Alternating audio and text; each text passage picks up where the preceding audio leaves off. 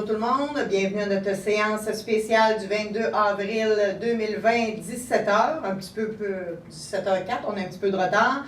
Donc, je vous invite tout de suite à inscrire vos questions sur notre Facebook Live si jamais vous avez des questions à nous poser, pour qu'on puisse avoir le temps d'y répondre à la fin de la réunion. Maintenant, il y a 2 points à l'ordre du jour. Le 4.1, qui est l'adoption du règlement 2020, c'est ça, trait d'union 986, trait d'union 01, modifiant le règlement concernant les mesures d'hygiène en temps de crise. Et le 4.2, qui est avancement d'échelon, certains employés cadres. Ensuite, c'est l'intervention des membres du conseil, la période de questions et la levée de l'Assemblée. Est-ce que j'ai un proposeur? On va prendre les présences. Oh oui, c'est vrai, excusez-moi. Donc, les présences. Monsieur Roy, district numéro 1. Présent. Judith, Joanne Anderson, district numéro 2. Présente. Judith Prudhomme, district numéro 3. Présente. Philippe Drolet, district numéro 4. Présent. Louis Simon, district numéro 5. Présent. Martin Laplaine, district numéro 6, qui est au téléphone. Merci. Donc, Maître Ferland, greffier. Monsieur Langto, le magicien de la technologie. Maintenant, on peut procéder à l'adoption de l'ordre du jour? Oui. Parfait. Donc, un proposeur pour l'adoption de l'ordre du jour?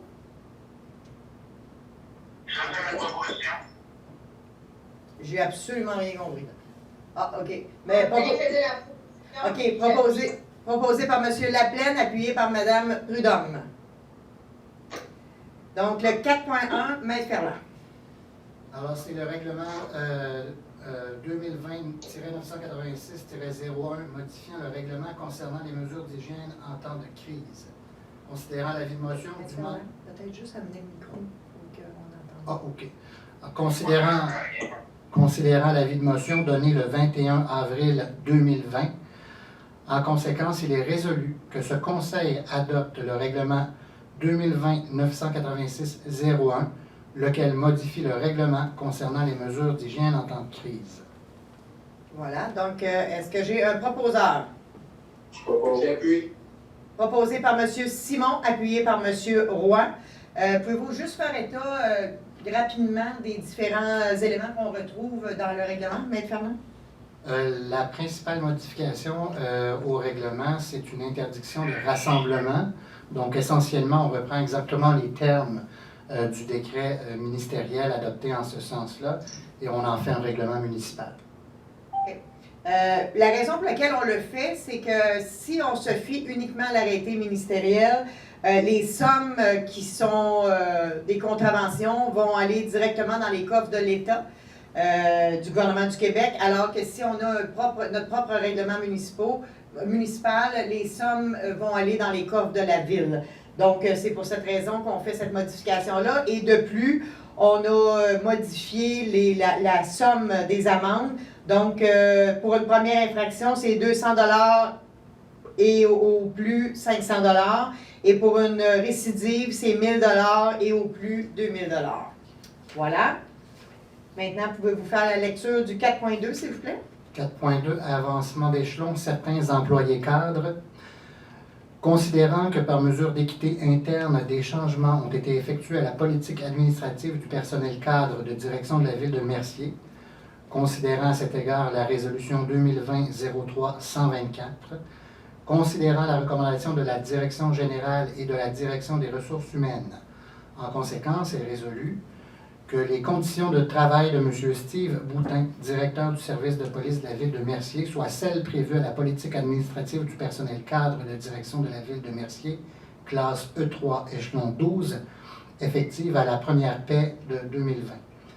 Que les conditions de travail de M. Éric Stein, directeur sécurité incendie, soient celles prévues à la politique administrative du personnel cadre de direction de la ville de Mercier, classe E3, échelon 12, effectif à la première paie de 2020.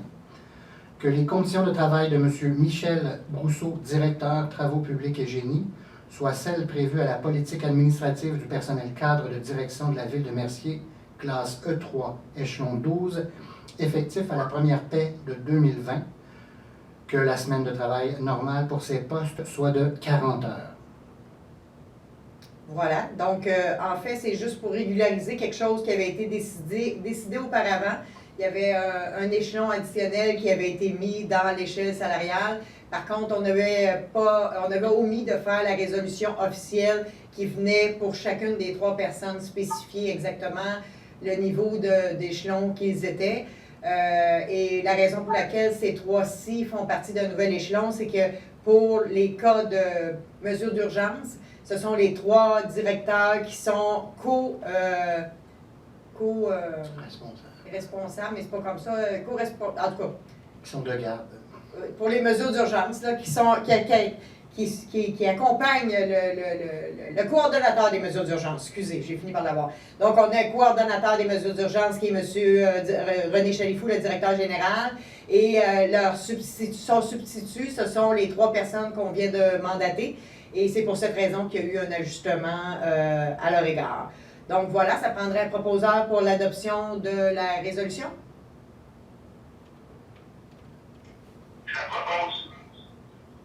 Je ne sais pas c'est qui. Monsieur Laplaine. Appuyé. Ah, OK. Donc, proposé par M. Laplaine, appuyé par M. Roy. Période d'intervention des membres du Conseil. Est-ce que quelqu'un a quelque chose à faire comme message? Parfait. Un mandat pour moi. Parfait. Donc, période de questions. Oui, excusez. Ah, aucun commentaire. Parfait. Donc, est-ce qu'on a des questions?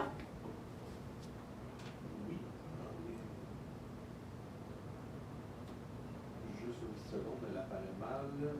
Bruno, là.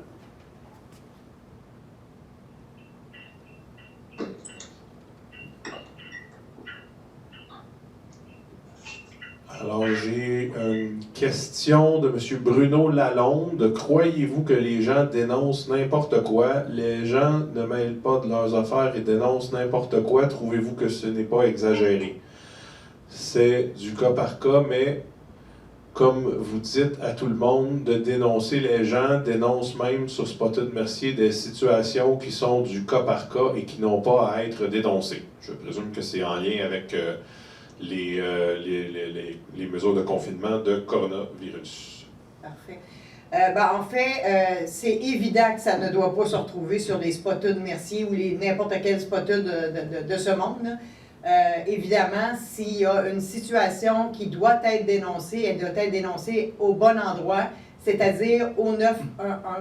Je vous dirais que notre directeur de police suit ça de très près et sa réponse à lui, lorsqu'on lui en parle, c'est que les gens de Mercier sont quand même très respectueux et ils sont intelligents dans leur dénonciation.